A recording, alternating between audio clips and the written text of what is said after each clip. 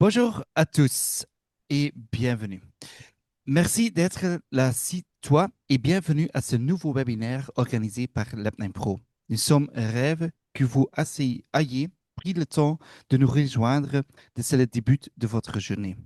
Pour celles et que nous ne connaissons pas encore, je m'appelle Zeno Verschave et je suis responsable marketing chez l'Apnin Pro.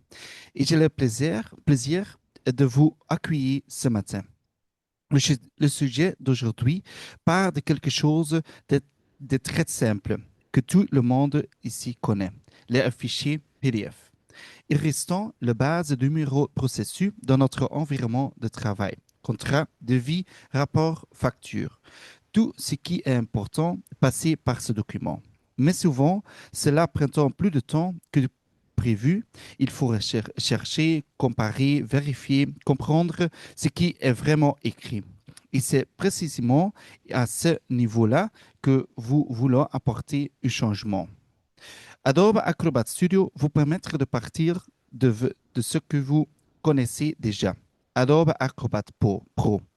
Mais ici, vous allez plus loin. Vous restez dans votre document et l'intelligence artificielle vous aide à parcourir rapidement les contenus et complexes. Vous posez une question ciblée, vous obtenez directement l'essentiel. Moins de recherche, plus de concentration. Si vous travaillez avec plusieurs documents, les PDF Spaces, rassemblements, tout en un seul endroit. Vous comparez des versions, répétez des schémas et vous collaborez d'une manière claire, seul ou en équipe. Et dès que vos idées sont prêtes, vous les transformez en présentation avec Adobe Express. Aujourd'hui, vous avez découvert comment Adobe Express peut vous aider à prendre de meilleures décisions plus rapidement. Comment utiliser l'intelligence artificielle pour obtenir des insights concrets et exploitables. Et comment organiser vos processus documentaires de manière plus intelligente. C'est très utile si vous travaillez dans la vente, le marketing, le juridique, la finance, les réseaux humains, l'informatique ou les achats. En bref, pour toutes les personnes qui veulent tirer plus de valeur de ces documents sans complexifier les choses. C'est le même à notre orateur d'aujourd'hui, Jess Warson. Il est formateur et spécialiste logiciel chez Lapnem Pro. Il est en contact quotidien avec nos clients et utilise ce outil sur le terrain. Dans un instant, il vous montrera non seulement ce qui est technique possible, mais aussi ce qu'il a changé concrètement dans votre manière de travail. Avant de commencer, quelques informations pratiques. Pendant le webinaire, vous posez vos questions dans ce module Q&A de Zoom. Nous les regrouperons si nécessaire et les passerons en revue avec Jess à la fin de la présentation. Cette présentation est enregistrée et sera disponible plus tard de la journée sur la chaîne YouTube de l'Apnin Pro. N'hésitez pas à la revoir ou la partager avec votre collègue. Voilà, ça c'est mon intro d'aujourd'hui. Et Jess, je te laisse la parole à vous. Merci. Bonjour tout le monde. Hein. Aujourd'hui, on va parler de Acrobat Studio. Hein. Je vais partager mes slides. Mais 2 secondes, couper ma caméra pour avoir un petit peu plus de bande passante. Hein. Euh, voilà. Tout le monde voit mes slides normalement. Et on va parler d'Acrobat Studio. Maintenant, qu'est-ce que c'est Acrobat Studio? Hein, le petit programme de ce qu'on va voir aujourd'hui. Mais déjà, comment est-ce que ça fonctionne? Qu'est-ce que c'est? C'est quoi les espaces PDF? Hein, l'assistant intelligence artificielle, les flux multilingues et quelques cas d'usage concrets pour vous montrer ce que ça peut faire vraiment. OK. Mais quand on va regarder la vie quotidienne, maintenant, quand on travaille avec des PDF, notre travail est assez complexe parce que qu'est-ce qui va se passer? On va ouvrir des documents et je parle ici de, par exemple, on parle dans la gestion de finances dans notre entreprise ou dans les ressources humaines et on a beaucoup de PDF. Et avant qu'on ait vraiment trouvé ce qui est pertinent pour nous, mais on a dû peut-être chercher dans un PDF, deux PDF, 10 PDF, ça prend beaucoup trop de temps. Et puis, quand on a retrouvé quelque chose qu'il nous faut dans le document, peut-être qu'on ne le comprend pas, peut-être que c'est écrit trop complexe, trop abstrait, peut-être que c'est pas en relation avec le reste des choses qu'on va voir, hein. Donc, trop de documents, trop de contenu, manque de temps dans notre entreprise et une difficulté à identifier l'essentiel. Ça, c'est vraiment problématique maintenant, hein. Et pour ça, Acrobat Studio a vraiment la solution. Donc, qu'est-ce que c'est maintenant vraiment Acrobat Studio? Ben, ça représente la prochaine évolution du travail dans les documents PDF. Donc, là où Acrobat était traditionnellement utilisé pour ouvrir, modifier ou signer les PDF, Acrobat Studio va aller clairement beaucoup plus loin. Donc, ça va combiner les fonctionnalités classiques d'Acrobat avec la collaboration et l'intelligence artificielle générative au sein d'un environnement de travail intégré. Donc, concrètement, Acrobat Studio va se reposer sur les trois principes clés. Donc, pour commencer, le premier principe, travailler avec plusieurs documents en même temps dans leur contexte. Donc, au lieu d'ouvrir et de consulter chaque PDF séparément, Acrobat Studio va introduire les concepts qui s'appellent les espaces PDF.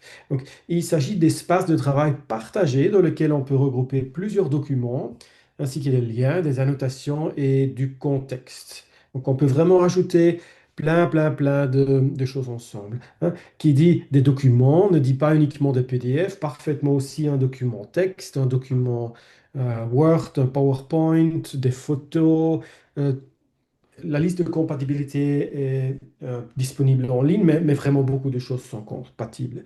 Donc, cette approche est particulièrement utile pour des projets, des dossiers ou les documents statiques où l'information est repartie sur plusieurs fichiers, parce qu'il va vraiment pouvoir faire le lien entre les documents. Donc, s'il y a une chose dans le premier document, la deuxième chose dans le deuxième document, euh, pour l'instant, aujourd'hui, c'est à nous de faire le lien entre les deux, de tirer nos conclusions. Lui, il peut le faire tout seul.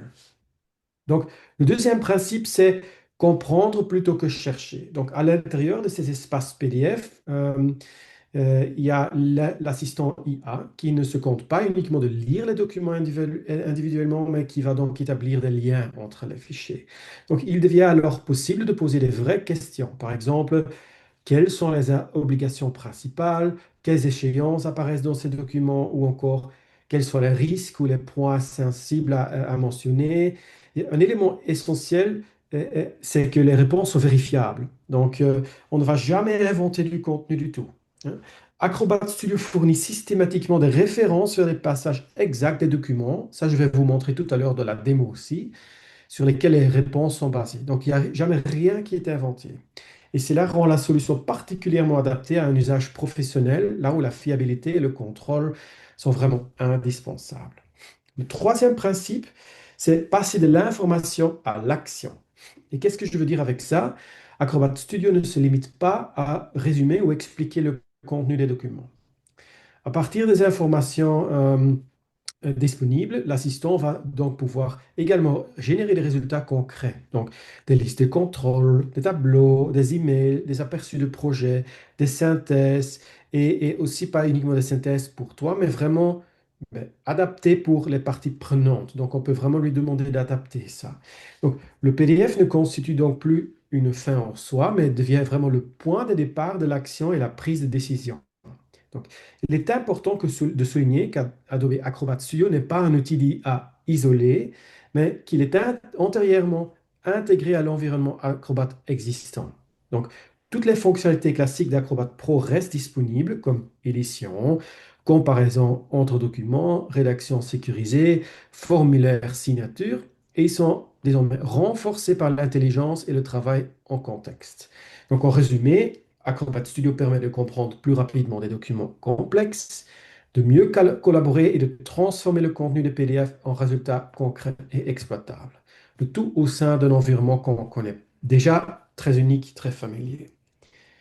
Maintenant, ce qui différencie Acrobat Studio, alors, petit rappel, hein, analyse de plusieurs documents, un contexte global, donc pas uniquement le commande F ou le contrôle F comme on le connaît du passé, hein, parce qu'à l'époque, il fallait vraiment trouver le bon document. On pouvait faire commande F ou chercher, aller chercher là-dedans. Peut-être que si on trouve quelque chose, par exemple, Namur. Ben, pourquoi est-ce que on l'a trouvé là? Peut-être que c'est pas du tout en relation avec la question que vous voulez. Et ça, lui, il va le trouver pour vous.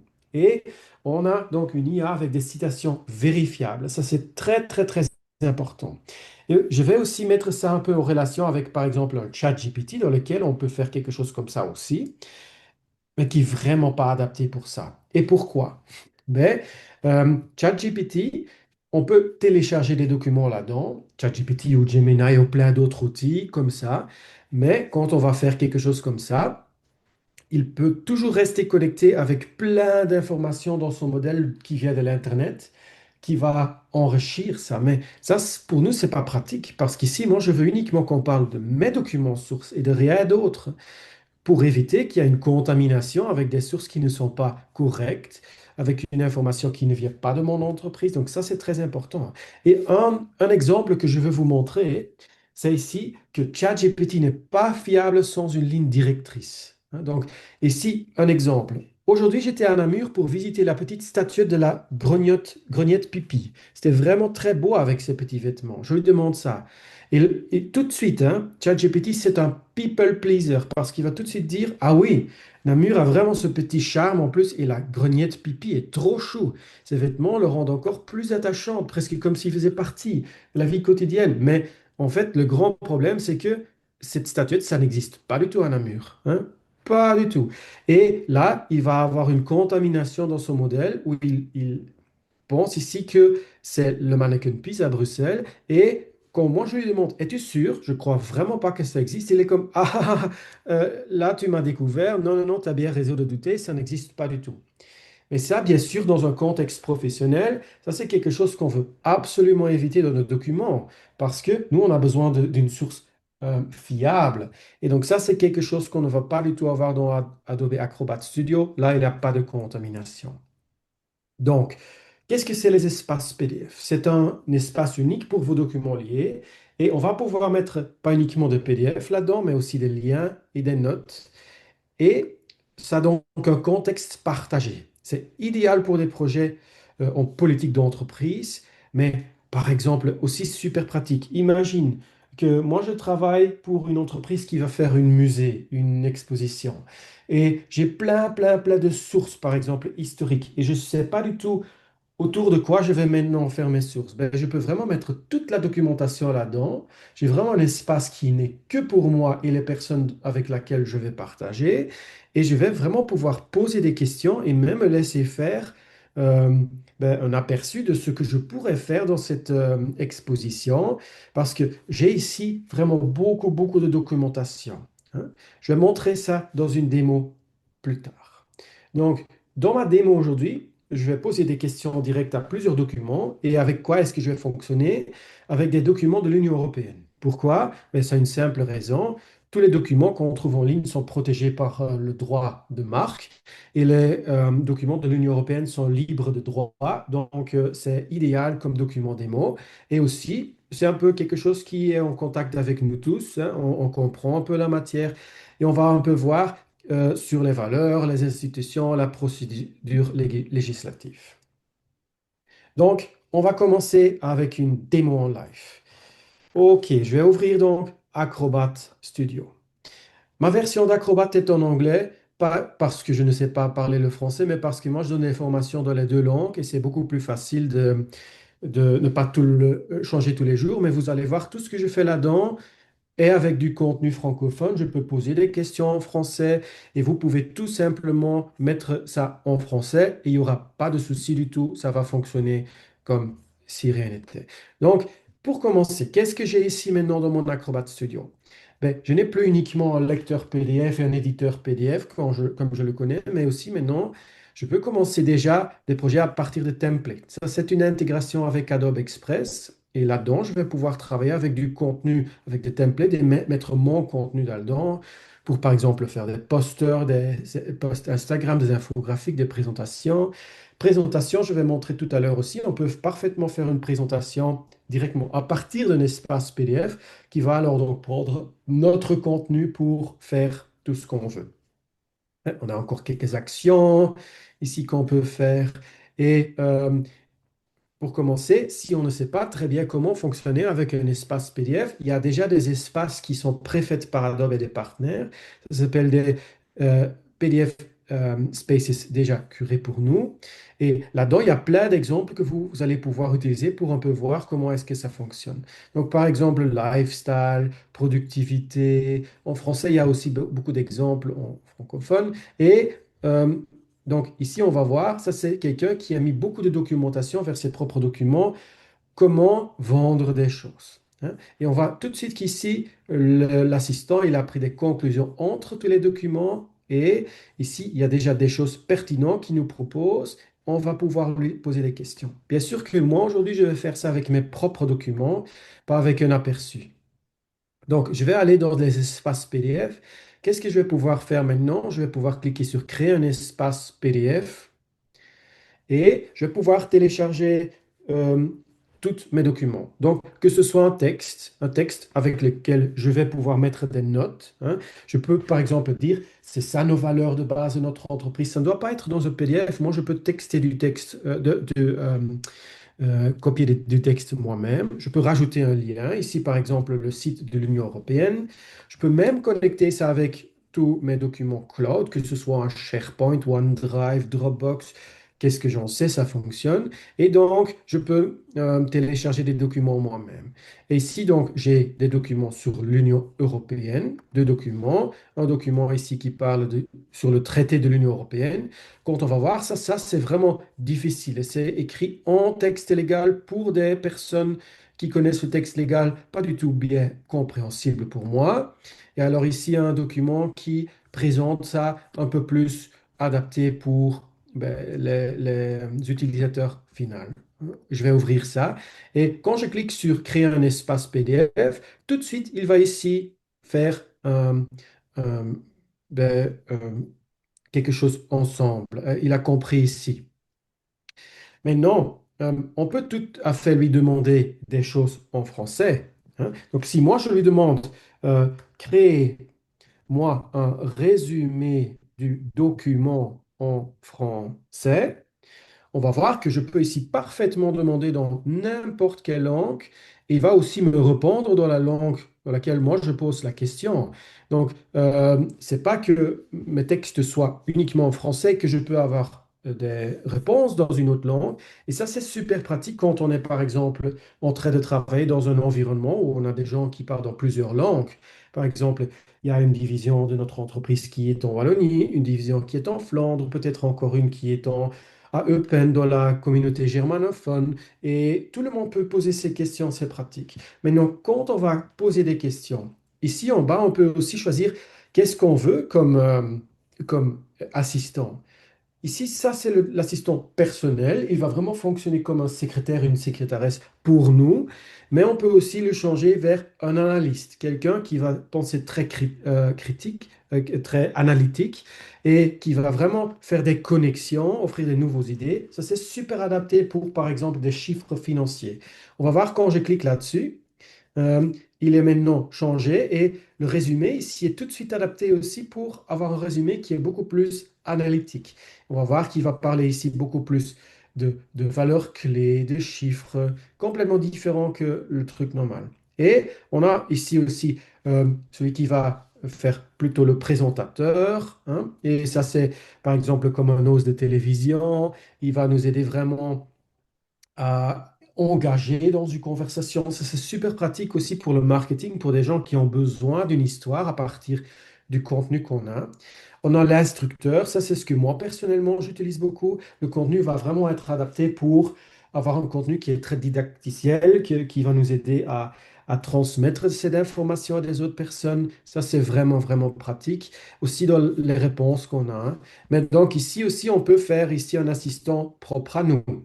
Et donc, on peut, par exemple, lui nommer ici euh, d'après quelque chose. Et juste pour la blague, moi, je vais ici demander Barbie, une poupée qui répond. Et même ici, je peux avoir des instructions custom. Donc là, je peux vraiment taper, tu es une poupée, tu réponds en style d'enfant. Et pour, par exemple, créer du contenu qui est vraiment pratiquement adapté pour, par exemple, utiliser en classe ou pour une émission de télévision. Moi, je vais le garder un peu professionnel et le remettre sur l'assistant IA par défaut. Mais donc, on peut vraiment lui donner une rôle. Et ça, c'est très pratique et le contenu sera adapté aussi vraiment à ce que moi j'en ai besoin, hein. Le photographe, l'instructeur, le graphiste, hein, tout le monde va pouvoir être aidé par ça. Et puis, je peux lui demander des questions. Donc, en résumé, ça, j'ai déjà demandé. Mais je peux aussi, par exemple, demander à fais-moi une table ou une table euh, des chiffres financiers en lien avec l'investissement euh, de l'IA dans les pays membres de l'Europe.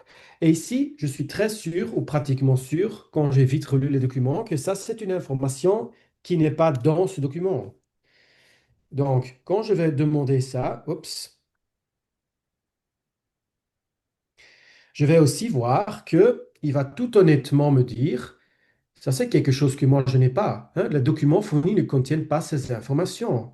Donc, très pratique, il ne va pas du tout me mentir. Ça c'est quelque chose que c'est vraiment euh, apprécié. Et donc, mais quand je lui demande, fais-moi une table des points clés le plus important à savoir pour les habitants de l'Europe. Là, c'est quelque chose qui est vraiment dans le document. Ça, il va pouvoir le retirer du contexte et tout de suite pouvoir me le mettre dans une table. Donc, ça, c'est vraiment pratique, quelque chose comme ça. Mais aussi des risques. Je peux aussi lui demander des risques, hein. Quels sont les risques en tant que citoyen si moi, je ne comprends pas euh, à quoi sert l'Union européenne. Et vous voyez ici, consciencement, moi je fais ici des erreurs de frappe. Pourquoi? Parce que c'est pas important. Il va comprendre ça. Il est plus intelligent que ça. Parce que dans la vraie vie, des gens font des erreurs de frappe et ça ne doit pas tout de suite être puni, hein. Donc ici, tout de suite, j'ai les réponses qu'il a trouvées dans les deux documents, pas uniquement dans le seul document. Très, très, très pratique. Et quand je vais regarder aussi, il prend un peu de temps avant de les donner, mais on le voit ici. Maintenant, il m'a tout de suite donné des références vers qu'est-ce qui est dans le texte. Et je vais voir ici tout de suite, ah ah, il m'a montré mes sources. Et ça, c'est très important parce qu'on doit pouvoir prouver, quand on travaille avec le document, que quelque chose est vraiment important et que c'est vraiment vrai. Moi, je ne veux pas mentir ici, hein. Donc, ça, c'est important aussi. OK. Donc, on va retourner à mes slides. Donc, concrètement, qu'est-ce qu'on a fait ici maintenant? On est passé de l'information à l'action. On a transformé des documents en résultats concrets. On a eu des listes de contrôle. On peut parfaitement faire un email ici. Par exemple, demain, moi, je veux faire une présentation sur l'Union européenne, hein. Je travaille là. J'ai besoin de parler de ça dans une présentation interne. Euh, Fais-moi déjà un peu des points clés de notre meeting de demain pour ce que moi je copie ça dans un mail et que je l'envoie, des synthèses de quelque chose, faire compréhensible ça dans un niveau d'écriture qui est compréhensible. Donc, par exemple, là, demain, je fais une présentation à des écoliers qui sont, par exemple, 11 qui ont 11 ans. Mais là, on ne peut pas attendre que je vais faire ça en texte légal qui est prévu pour, des notaires ou quelque chose comme ça. Non, non, non, on va m'expliquer ça clairement dans un texte que quelqu'un d'11 ans va pouvoir comprendre. Et action de projet. Donc maintenant, on va me dire très souvent, oui, mais il y a des autres solutions qui peuvent faire ça. Par exemple, enfin, je ne vais pas nommer des noms, mais il y a des autres grands partenaires de l'IA qui ont des solutions comme ça. Et pourquoi est-ce qu'on va utiliser Acrobat maintenant? Ben, la réponse est très, très, très claire. Acrobat, c'est une solution qui a des très grandes valeurs, des très bonnes valeurs respectant au niveau de la sécurité, de la privacy. Hein, GDPR, tout le monde l'a déjà entendu. Donc, quand on va par exemple partager quelque chose comme ça avec des grandes solutions américaines ou même européens, on va avoir le problème que eux, ils vont pouvoir prendre tous ces textes, toutes ces sources pour enrichir leur propre modèle. Et ça, bien sûr, on va comprendre que ça, dans un contexte où on est professionnel, surtout quand on travaille avec des gouvernements ou des entreprises où on est encore avec des documents qui ne sont pas publiés en externe, ça, c'est absolument pas OK. Mais Adobe va vous garantir que ça reste GDPR compliant, que ça reste au sein de l'Union européenne quand on l'utilise en Union européenne, et que le privacy, c'est quelque chose, la vie privée, c'est quelque chose qui est absolument respecté. Donc, jamais il y a des documents sources qui vont être partagés. Ça reste dans votre propre environnement, même que cet environnement est cloud, parce qu'on a besoin de cette IA qui ne peut pas tourner sur notre ordinateur en local. Et les modèles ne vont jamais être utilisés pour être re-entraînés. Même si en arrière-plan, ici dans Adobe, ben, c'est un IA partenaire aussi sans doute qu'ils vont utiliser. Hein. Adobe, pour être concret, n'utilise pas un seul IA, mais un mix de plusieurs modèles et technologies externes en fonction des fonctions qu'on va utiliser. Par exemple, Adobe Sensei pour faire de la reconnaissance texte OCR, pour faire du tagging pour accessibilité, analyse des formulaires et tout ça. Ils vont utiliser Firefly pour, par exemple, créer des photos dans des documents quand on fait des présentations, quelque chose que je vais surtout aussi encore montrer tout à l'heure. Et par exemple, des modèles externes, je ne sais pas de quel partenaire ici ce que c'est, mais ça va être des modèles qu'on connaisse tout. Mais donc, Adobe va utiliser leur propre couche de sécurité au-dessus de ça, et ils vont payer à ces partenaires un peu plus pour être sûr que les documents ne vont pas être utilisés pour entraîner des modèles et que ça reste confiant. Et si vous voulez, chercher un peu sur Internet, mais Adobe est vraiment transparent à propos de ça depuis l'introduction de leur assistant IA.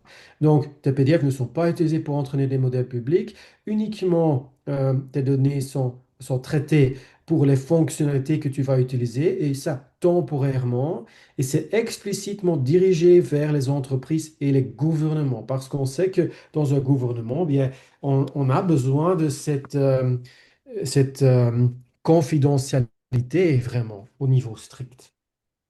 OK, qu'est-ce qu'on va pouvoir faire maintenant aussi? On va pouvoir automatiquement faire des présentations avec Adobe Express.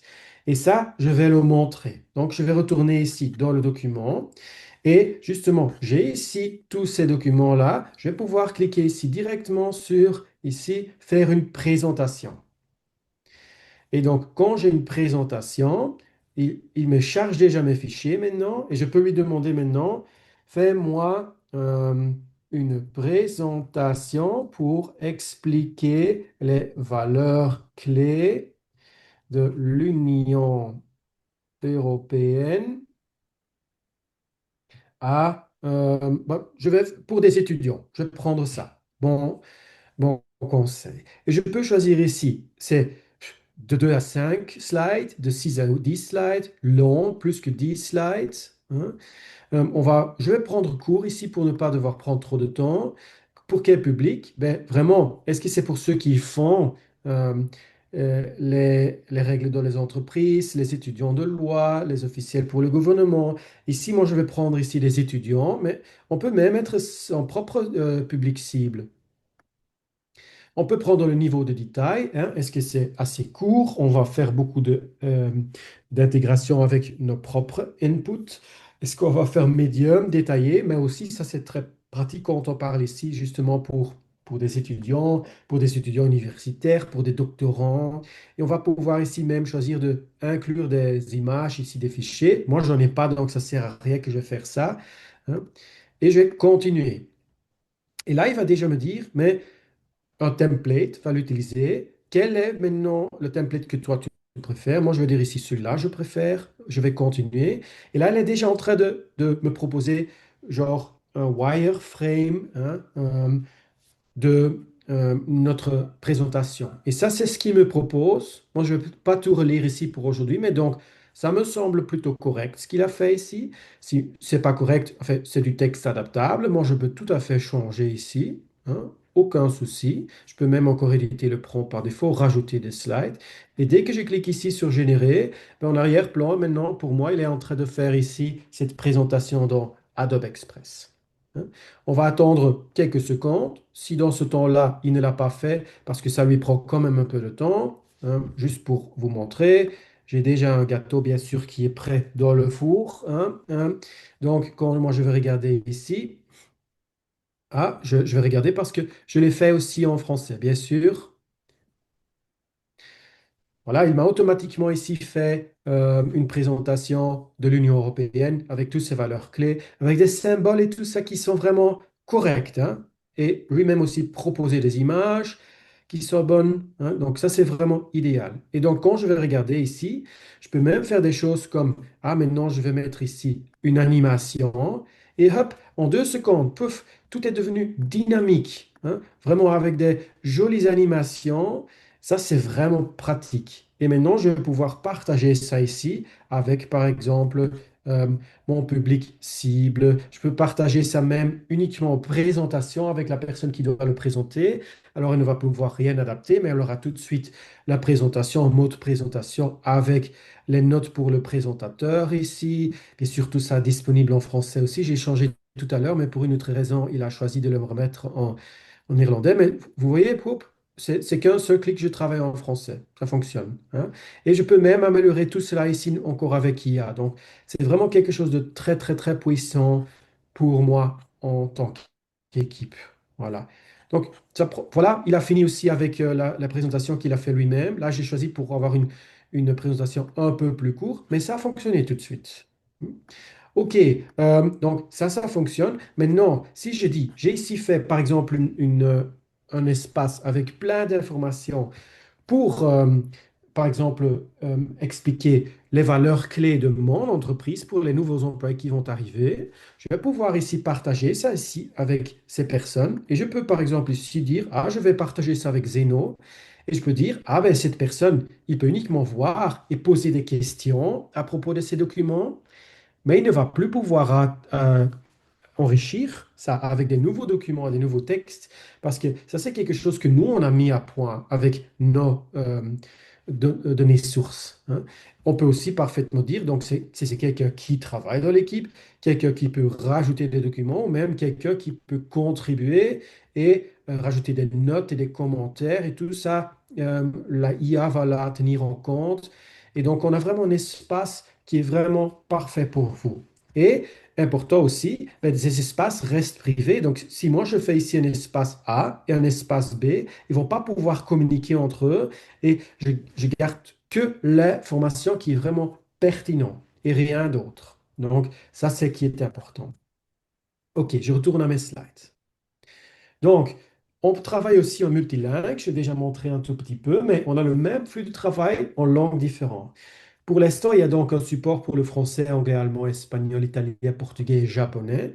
Mais pour nos amis néerlandophones, on va devoir attendre encore un tout petit peu, mais ce sera au début de cette année aussi. Donc, mais vous avez vu, ça ici, ce que je dis, c'est uniquement pour les documents qu'on va mettre là-dedans.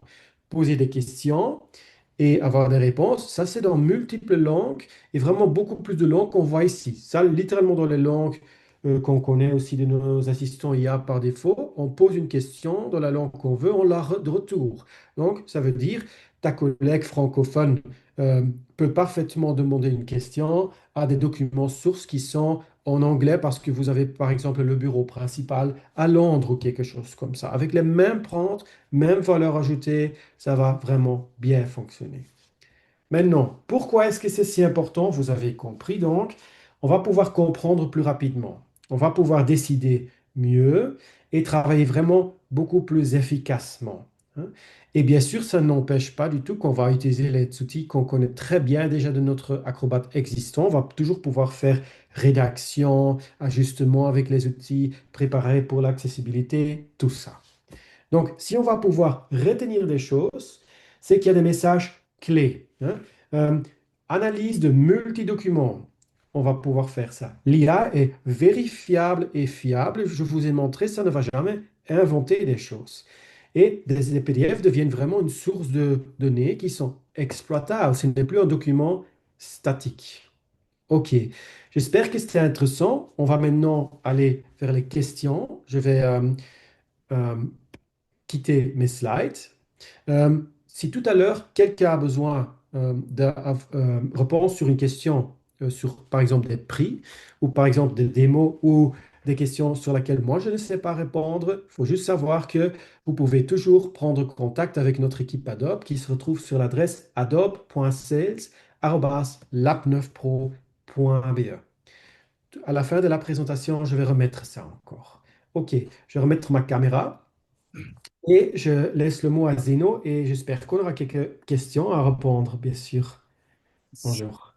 Super, merci beaucoup, Jess, pour votre présentation et l'explication de Acrobat Studio. Les fonctions sont incroyables. Avec l'intelligence artificielle et votre PDF Spaces, ça marche absolument très, très bien. Peut-être la première question, ça c'est le prix. Pour la licence de Acrobat Studio, ça débute à 603 euros hors TVA par an. Mais pour ce moment, il y a aussi une promotion. Donc, par exemple, vous avez déjà une licence d'Acrobat Pro. Vous avez une remise de 15% de 30 avril. Donc, il y a un petit promo pour les utilisateurs d'Acrobat Pro pour changer à Acrobat Studio parce que c'est une licence individuelle, c'est séparé, c'est pas inclus dans Acrobat, Adobe Creative Cloud. Donc Adobe Acrobat Studio, ça c'est une licence séparée de votre autre abonnement d'Adobe. OK. Peut-être une question de sécurité de données, les data et tout ça, parce que vous utilisez OpenAI ou Gemini, par exemple, mais ça, c'est le problème. Ça c'est pour le database aussi de OpenAI et Google. Donc, je pense avec Acrobat, ça, c'est juste le fixe data. Ça, c'est votre data, pas pour utiliser les modèles de langue de l'intelligence artificielle, je pense, Jess. Oui, donc comme j'ai dit tout à l'heure dans la présentation, vos données ne sont absolument pas partagées et bien sûr, ils sont analysés par le modèle, mais Adobe paye extra pour ce que ces données restent confidentielles et qui ne vont jamais être repris dans le modèle de, par exemple, OpenAI, Gemini, Claude, Anthropic. Je ne sais pas ce qu'ils utilisent en arrière-plan, mais sans doute des modèles très connus aussi. Oui, absolument. Mais aussi la langue, l'intelligence artificielle, ça c'est avec, je pense, le Sensei d'Adobe parce qu'il n'a pas utilisé l'OpenAI ou Gemini ou peut-être une autre manière. Oui, tout à fait. Ok, super. Donc, pour ce moment, je n'ai pas reçu des questions. Donc, peut-être, ils sont des questions, peut-être juste envoyer un message à adobe.sales@lab9pro.be. Et ça, c'est notre équipe commerciale d'Adobe ici à Lab9. Donc, si vous avez des questions pour les licences et tout ça, pour les questions technique. Ça, c'est chez l'équipe de la Nine Academy. Mais bien sûr aussi pour les formations, parce que c'est un nouveau logiciel, bien sûr. C'est une add-on de l'intelligence artificielle. Et peut-être il est des trainings, c'est nécessaire pour poursuivre le training. Et ça, c'est aussi possible chez Lab9 Pro pour créer une training aux mesures avec l'équipe d'Adobe spécifique avec votre document, votre PDF, mais aussi les images et tout ça pour utiliser avec Adobe Acrobat Studio. Voilà, ça c'est notre histoire d'aujourd'hui pour Acrobat Studio. On a créé le vidéo dans notre chaîne en YouTube de l'App9 Pro. pour regarder le webinaire, peut-être avec votre collègue ou juste partager avec les autres, mais bien sûr aussi l'externe. Merci pour regarder, pour suivre notre webinaire d'aujourd'hui et peut-être à la prochaine. Merci beaucoup. Au revoir tout le monde. Au revoir. Merci.